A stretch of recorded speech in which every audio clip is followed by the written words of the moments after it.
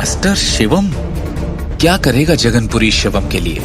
क्या काला कोबरा भाई जी की तरह आज से शिवम के अधीन हो जाएगा या बनेगा उसका दुश्मन? क्या आज दृष्टि को पता चल जाएगी शिवम की सच्चाई? जगन भाई जी, यही है वो लौंडा जिसके बारे में मैं बात कर रहा था। इसने आपके एरिया में मारपीट करने की हिम्मत की है भाई जी। और तो और जब मैंने आपका नाम लिया तो डरने के बजाय मुझे थप्पड़ मारने की जुर्रत की इसने। आपके नाम का खौफ भी इसने गंभीरता से नहीं लिया। काला कोबरा चिल्लाया, इस डर से कि जगन भाई जी उसे नोटिस नहीं करेगा।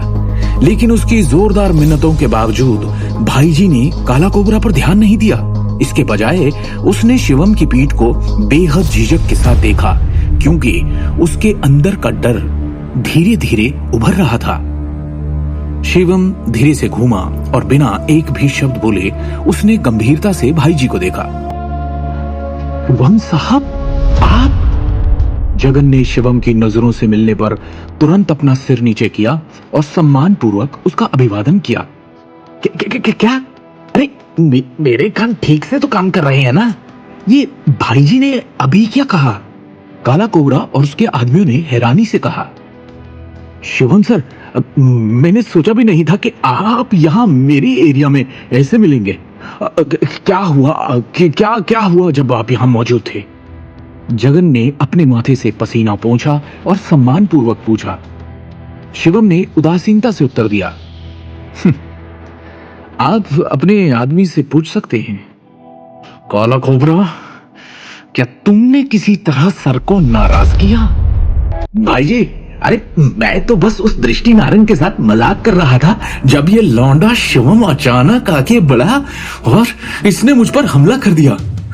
आपको इस मामले में मेरी मदद करनी होगी, इसे सबक सिखाना ही होगा। काला कोबरा आश्वस्त नहीं था और उसने अपनी बात कही। जगन, क्या आप अपने आदमियों को यहाँ इस काला कोबरा की मदद करने के लिए लाए थे? शिवम ने शांति से पूछा। बिल्कुल नहीं सर, ऐसा करने की मैं हिम्मत भी नहीं कर सकता, जगन ने घबराते हुए कहा और उसके माथे से पसीने की बूंदें टपक रही थी। शिवम ने शांति से कहा, क्योंकि वो आपका आदमी है इसलिए आपको इस मामले को स्वयं संभालना चाहिए। भाई जी, आप इसके साथ इतनी नरमी क्यों दिखा रहे हो? ये शिवम नारंग, अरे ये उस नारंग परिवार का एक बेकार दामाद है बस। काला कोबरा को समझ में नहीं आया कि क्या हो रहा है और उसने हैरान होकर कहा, यहाँ तक कि नारंग परिवार के मालिक अमिताभ नारंग आपके सामने कुछ भी नहीं है। काला कोबरा ने हैरान अभिव्यक्ति के साथ बात खत्म की। आज रात तुम सभी ने शिवम सर को नाराज कर दिया है। अब घुटने टेक कर सर को प्रणाम करो और उनसे माफी मांगो। जगन ने काला कोबरा के आदमियों पर धातु की छड़ दिखाते हुए इशारा किया और गरिमापूर्ण तरीके से कहा, ठप। बिना किसी झिझक के काला कोबरा के सभी आदमियों ने घुटने टेक दिए और शिवम के सामने सर झुका दिया।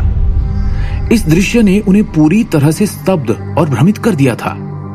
इन ठगों के दृष्टिकोण से जगन भाई जी दक्षिणी शहर में उनके गॉडफादर के समान खड़ा था। अंगद, जो पहले से ही जमीन पर घुटनों के बल बैठा हुआ था, अविश्वास से जमीन की ओर देखने लगा और सोचने लगा कि उसने क्या गलत किया है। जगन भाई जी की ठंडी निगाहों के तहत उसने भी शिवम को प्रणाम किया और दया की भीख मांगी। शिवम सर, कृपया मुझे माफ करें, मैं गलत था। मैं इतना अंधा था कि आप जैसे किसी को नाराज कर सकता था। डरपोक की तरह अंगद रो पड़ा। 5 मिनट बाद शिवम आखिरकार 888 कमरे में लौट आया। अंगद ने अपना आधा अपंग हाथ खींचा और पीछे से आज्ञाकारी तरीके से कमरे में आया।